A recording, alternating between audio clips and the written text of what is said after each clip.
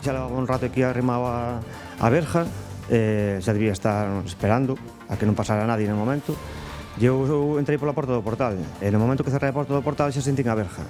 O que pasa, o tío non sabía que íbamos polo mesmo sitio. E pa onde vas? Pero pa onde vas? E dice, no, levou un susto.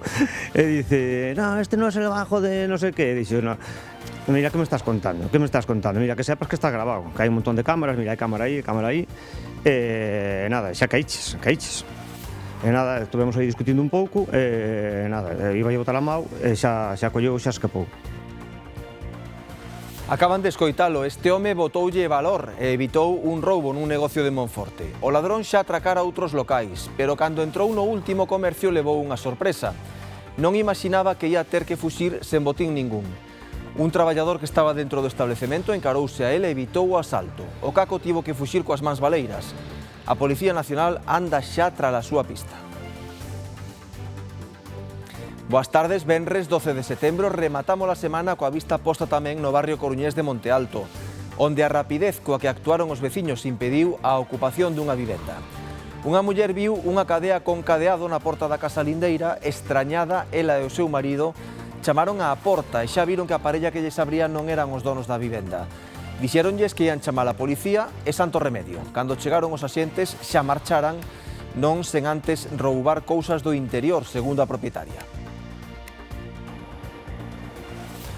A Policía Científica estivo esta mañá na nave que ardeu nas últimas horas do mércores no polígono do Ceao.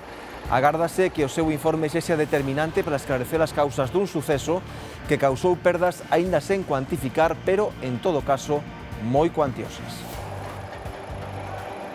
Estamos en plena campaña da vendima e con ela chegan tamén as inspeccións de traballo. Nos últimos días, os funcionarios detectaron varios xornaleiros en situación irregular, tanto en Valdeorras como no Ribeiro. Son principalmente traballadores sen os papéis necesarios para traballar en España. Na zona hai certa preocupación venciñal ante estas inspeccións. Temen que poidan acabar cunha tradición de sempre, a de axudárense entre veciños e amigos nos traballos da vendima.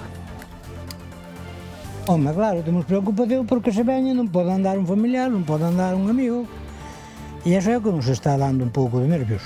E as multas que mete. Cada vez hai máis inspeccións, cada vez hai máis control, e fora de familiares de primer grado prácticamente, é moi difícil poder traer alguén sin asegurar. Os drons teñen moitas aplicacións, como ben saben, na Universidade de Vigo. Agora estános usando para coñecer con máis facilidade o estado dos nosos recursos pesqueiros, como por exemplo dos percebes. Un traballo que pode ter múltiples resultados. Ya hemos sacado un artículo de eso, de que se diferencia espectralmente estas especies, con lo cual es prometedor pues para volar con un dron y poder decir, bueno, pues aquí tenemos una cobertura de percebe de tanto, una cobertura de mejilla de tanto, etcétera.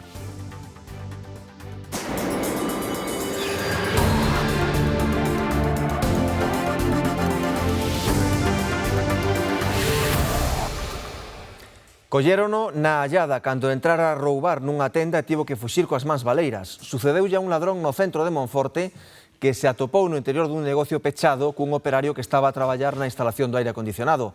Mais sorte tivera noutro comercio onde xa collera os cartos que había na caixa.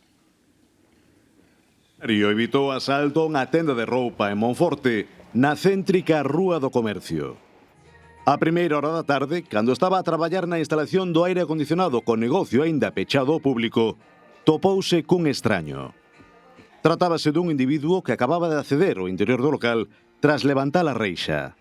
O collelo na Allada, encarouse con el e o ladrón fuxiu por onde entrara. Xa levaba un rato aquí arrimado a verja, xa debía estar esperando a que non pasara nadie no momento. Eu entrei pola porta do portal, e no momento que cerrei a porta do portal xa sentín a verja. O que pasa, o tío non sabía que íbamos polo mesmo sitio. E collín, pola parte de atrás hai outro acceso, e cando entrei pola parte de atrás, xa estaba dentro prácticamente. E pa onde vas? Pero pa onde vas? E dice, no, levou un susto. E dice, no, este non é el bajo de non sei que. E dixe, no, mira, que me estás contando? Que me estás contando? Mira, que sepas que está grabado, que hai un montón de cámaras, mira, hai cámara aí. E nada, xa caíches. E nada, estuvemos aí discutindo un pouco, e nada, iba a botar a mau, e xa colleu, xa escapou. Onde tivo máis sorte o mesmo ladrón foi nunha tenda de roupa para nenos situada a escasos metros, onde roubou uns 150 euros en moedas que había na caixa registradora.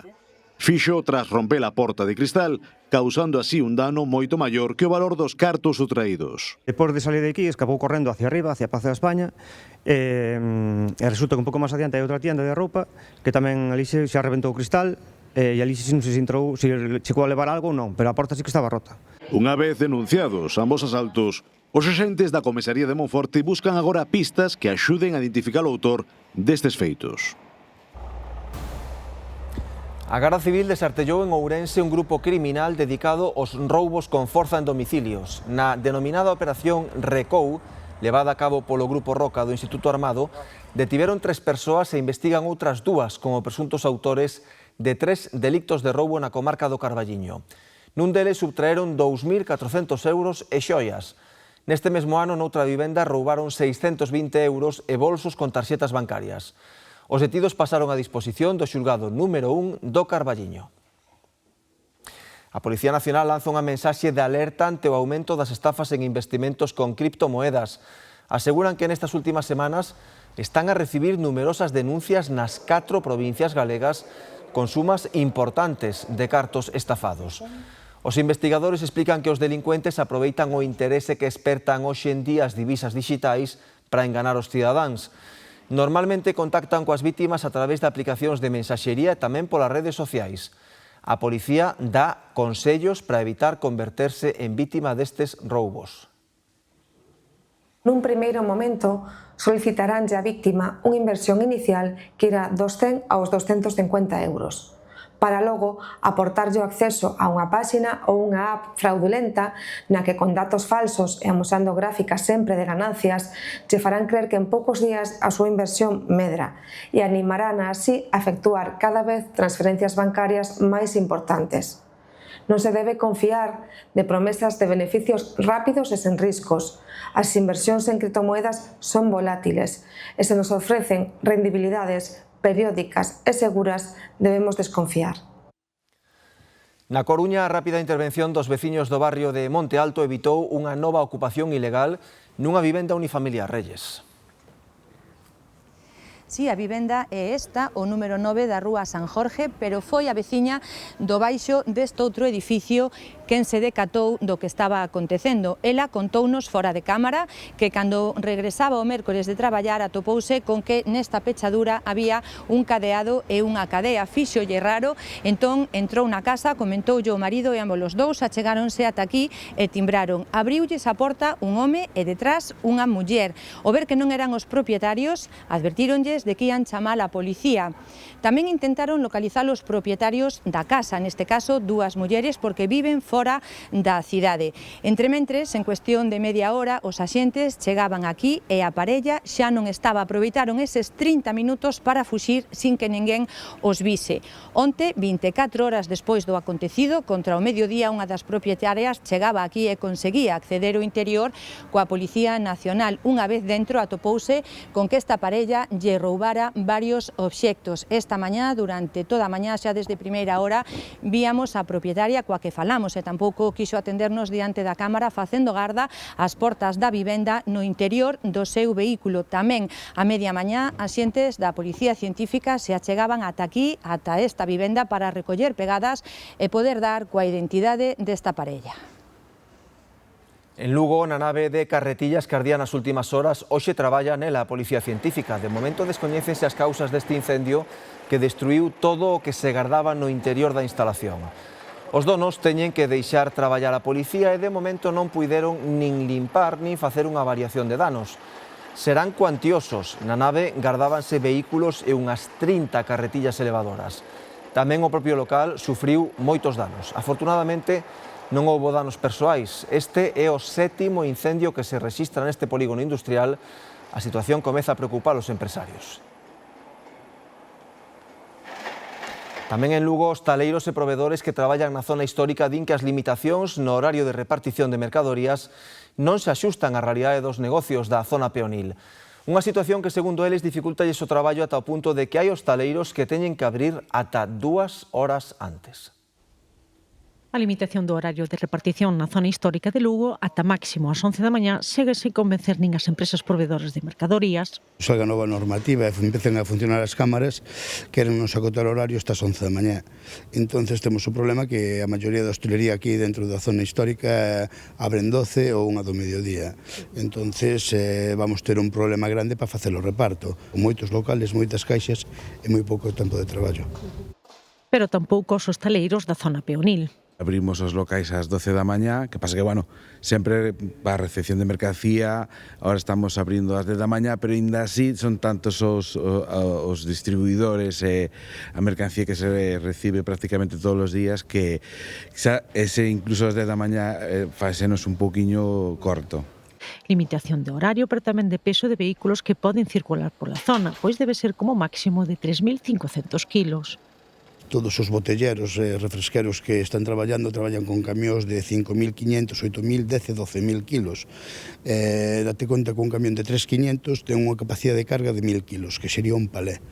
Un ar de lucos, que son 30, 40 palés de Estrella Galicia e Coca-Cola, terías que meter 40 camionetos a repartir o centro, con 40 chóferes. Eu vexo casi inviable. Creen que parte da solución sería manter a estación de autobuses e crear aí un centro logístico. É un centro logístico e dende ali sí que se pode distribuir con carretillas eléctricas ou algo polo estilo, porque eso sí que non está afectado polas limitacións de tráfico. Entón aí sí que se podería, con un horario libre, dentro do que cabe, o sea, evidentemente non vas meter vehículos grandes eléctricos, pero sí pequeñas carretillas que podan distribuir noutro horario, e eso sí que sería unha solución de futuro. Explican que deste xeito podería manter os intereses comerciais, asustarse á realidade dos mesmos en canto a horarios e actividade, pero tamén seguir priorizando así o uso peonil da zona e o cuidado da zona histórica da cidade. Viticultores do Ribeiro queixanse do que consideran a desproporción das inspeccións de traballo durante a vendima. As exixencias para combater os traballadores irregulares ameazan a tradición dun traballo colaborativo en que veciños e familiares sempre botaban unha man, Cristina. Se os inspectores detectan un traballador en situación irregular, as sancións ás que se expoñen son elevadas de 3.700 euros para arriba. Fano para combater a fraude e para protexer os dereitos dos traballadores. O problema é, como dicías, cando se trata dun veciño, dun cuñado, dun amigo, porque hai que demostralo con papéis, certificado de convivencia, empadronamento, e iso a veces é difícil de demostrar. Históricamente, a vendima, como a colleta da pataca e outros traballos agrícolas temporais, facíase de xeito comunitario. Familiares e veciños xuntábanse e vivíano como unha festa de entrada no outono. Pero ese espírito estáse perdendo. Ora é máis complicado porque pode ser inspeccións, porque veñen e se collen a xente sen asegurar, pois as sancións hai que son moi grandes. Entonces, pois bueno, a xente ten moito medo. Home, claro, temos preocupación porque se veñen, non pode andar un familiar, non pode andar un amigo. E iso é o que nos está dando un pouco de nervios. E as multas que meten. Son moi altas. Moi altas. Fálase de 6.000 euros por persona. E se sobre todo unha persona xubilada, que é a maior parte da xente que hai agora, pois entonces a eso se callaban a pensión. Entonces a xente non quere arriesgarse. Esta semana ten habido inspeccións a diario, algunhas con drons e asistidas pola Garda Civil. Cada vez hai máis inspeccións, cada vez hai máis control, e fora de familiares de primer grado prácticamente é moi difícil poder traer alguén sin asegurar. A maioría dos viticultores están asegurando xente, pero hai que reconocer que tamén é moi difícil encontrar xente para traballar no campo. O que di a norma, o Estatuto dos Traballadores, é que os traballos familiares quedan excluídos desta lei e tamén os que se realizan, di textualmente, a título de amizade, benevolencia ou boa vecindade. Yo podo ser moi amigo de un viticultor del Ribeiro, pero se estoy empadronado en Ourense, yo ya no puedo demostrar vecindad. Y ¿cómo demuestro con documentación unha relación de amistad? Es complicado. Queda moito na mau do inspector. Entonces, eso non pode ser. Temos que facer unha norma, esa mesma norma podemos ampliar e deixar claro que hai que presentar ou quen é que consideramos boa vecindad e o que non consideramos boa vecindad. Por eso vamos a pedir unha reunión con Dirección Provincial de Inspección, pues para que haya alguna manera de demostrar que aí non hai unha relación laboral encubierta. Piden que se relaxe a carga burocrática duns traballos que son esporádicos, de curta duración e con dificultades para atopar traballadores. Imos falarles agora do 24º hórreo máis longo do mundo, segundo a clasificación que fixo a Asociación Apatrigal. Está no Concello da Estrada, en Ribela, e denuncian que ten un alto risco de derrubamento. De feito, metérono nunha lista vermella de conservación e na parroquia están mobilizados para tentar protexelo e conseguir que o restauren. Estamos diante dun dos 50 hórreos máis grandes do mundo, representaba, digamos, unha época na que o pobo tiña que darlle parte da colleita á igrexa, por iso se construían os hórreos tan grandes. Tan grandes como 10 claros, máis de 22 metros de longo e 1,5 de largo. A falta de medir un en Serbia, teñen catalogado este hórreo do cura de Ribela como o 24º maior do mundo. E o estado en que está, ben se ve. Está en risco de que caiga con un temporal como lle pasou ao hórreo máis longo do mundo en Ele, que está en Lalín, en Gondoriz grande, que na Hortensia veuse abaixo. En Ribela hai que non acorda en uso. Haberá 60 anos deso, non? Pois, ou dai para aí, ou dai para aí. Non, pois hai máis, porque eu tiña 9 anos. Bueno, pois fíjate. E teño agora 80.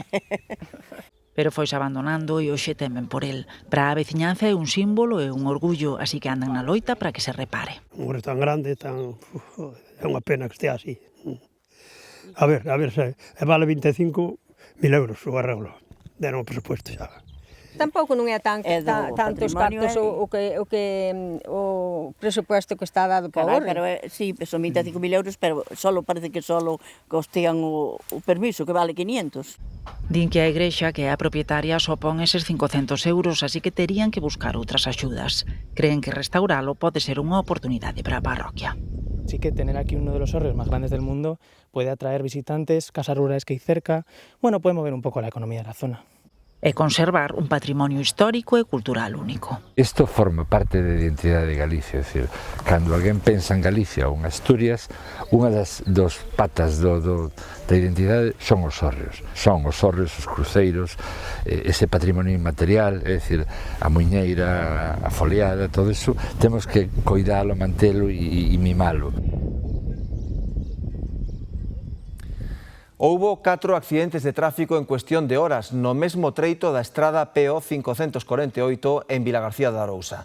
Dous dos sinistros á altura da parroquia de Bamio foron pola presenza de xabarís na estrada. Houbo varios feridos, ningún de gravidade, iso sí. Os equipos de emerxencias aseguran que os accidentes con animais nese punto son frecuentes, polo que piden aos condutores que extremen as precaucións ao volante. Tivemos varias salidas, 4 accidentes en 12 horas, dous deles causados por xabarís que irrumpiron na calzada. É certo que sí que se rexistran ali accidentes con xabaríns, un sitio de paso deles, hai varios puntos ao longo desa estrada PO 548, no que sí que temos registrado que pasan por ali todos os anos, temos sinistros. Non estamos en bo momento para comprar mexillón. Máis da metade dos polígonos bateeiros están pechados por un cóctel de varias toxinas que entraron xuntas nas rías, Cintia. Bo día, así as toxinas instaláronse nas nosas augas en agosto e ainda permanecen arestora, polo que foi preciso prohibir a extracción de moluscos para o consumo humano. Trátase de 3 biotoxinas, a amnésica, a paralizante e tamén a lipofílica. É por iso que Intecmar notificou do peche de boa parte dos polígonos galegos. Non obstante, as últimas actualizacións desta mañá trae boas novas para a zona de Redondela e tamén para un dos polígonos de Baiona. Tamén un dos polígonos de Cangas, situado na zona da ría de Vigo, tuvo boas novas. Tamén se lle levantou esta prohibición, pero peor sorte correron os da ría de Pontevedra, onde os polígonos A e B, onde nos atopamos agora mesmo, permanecen pechados. Entraron como un ciclón e quizáis algo antes do esperado. Comenzou un episodio de ASP que despois continuou con un episodio de lipofílicas, de maneira que non permitiu a apertura dos polígonos que estaban afectados inicialmente por ASP, e agora pois temos en algunha ría pois tamén toxicidade por PSP. Todo un cóctel molotov. A lipofílica ou diarreica non colle por sorpresa o sector. Normalmente en esta temporada siempre suele estar cerrado, O sea, es habitual que en septiembre esté la ría cerrada. Pero llevamos cerrados desde finales de agosto. Tampouco desconcerta a aparición da PSP, a toxina paralizante habitual en Baiona e Camariñas. Cousa distinta é a ASP, a amnésica, máis excepcional. Como máis excepcional é que estean as tres a xunta, cada unha cunha incidencia distinta en segundo que ría. As toxinas PSP ou as toxinas ASP son máis graves que as lipofílicas. Normalmente xestionamos dunha maneira máis sinxela cando só aparece un tipo de toxinas lipofílicas, pero que neste momento pois aparecen as tres, entonces complica un poquinho a xestión de aperturas e peches. O resultado é que a maioría dos polígonos están pechados. Salvaron de momentos da ría de Ares e Betanzos e tamén o interior da Arousa, onde cruzan os dedos para que o vento do sur non lle xogue unha mala pasada. As do interior da ría da Arousa son as menos afectadas históricamente, pero se continúan os ventos do suroeste e as condicións que estamos tendo neste momento, pois poderían chegar a estar afectadas tamén por toxinas lipofílicas. A aparición de toxina nesta época non é casualidade. Os ventos, a ausencia de afloramento neste momento, esa combinación de factores pois favorecen que se multipliquen as células de fitoplancton dentro do interior das rías e causen este tipo de toxicidade. Con todo, hai que dicir que si hai mexillón nas prazas, pouco, pero seguro e de bo tamaño. Os veciños de Ponteareas levan máis de 8 anos loitando contra a inseguridade viaria que din padecer na Nacional 120 o seu paso pola vila, onde xa houbo ademais vítimas mortais. Recalcan que están fartos e hoxe van saír á rúa para protestar por esta situación, Cristian. Ás 7 da tarde vaise iniciar a primeira das protestas convocadas pola Plataforma Nacional 120, nas que reclaman o inicio das obras de mellora desta propia estrada en canto a súa seguridade ao seu paso polas parroquias de Xinzo, Arnoso e Areas. As protestas vanse realizar neste mesmo lugar, no cruce da Capela dos Remedios, porque é o lugar onde faleceu a última das persoas atropeladas nesta vía. As protestas van consistir principalmente en cortar a estrada neste mesmo lugar e van asistir membros de todos os grupos políticos da Corporación de Ponteareas, membros da plataforma e veciños e veciñas da zona. O obxectivo principal é, como xa dicimos, mellorar a seguridade viaria e reducir o número de vítimas mortais nesta vía que, segundo apuntan, é moi elevado para ser tan só un treito de 5 km que une o Confurco e Ponteareas. En Ponteareas levan máis de 8 anos reclamando unha mellora na seguridade viaria da Nacional 120. Apuntan que é un risco para os veciños que se ven na obriga de cruzar a diario esta estrada. Non hai ningún paso de peatón, ninguna rotonda, xente que vai a pasear polas beiras rúas, xente que, como a min, que vamos a facer un pouco de deporte por aí, a correr, temos que cruzar a carretera, moitas veces casi non é imposible. E teño que pasar diariamente, sí ou sí, con un carretillo para poder levar a basura ao contenedor que o teño no outro lado enfrente. Hai outro sitio máis onde cruzar. O que necesitamos é que fagan esas obras imprescindibles para a seguridade dos veciños, tanto xa andar pola carretera como cruzala.